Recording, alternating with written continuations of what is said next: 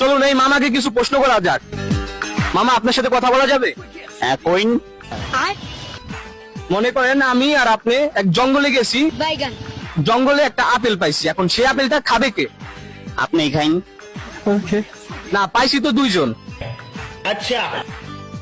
খান, আপনি খান। ওকে, আমি খেলাম। তারপর একটু হাঁটার পর সামনে যে একটা ঝর্ণা, ঝর্ণার পানি, এখন ঝর্ণার পানি খাবে কে?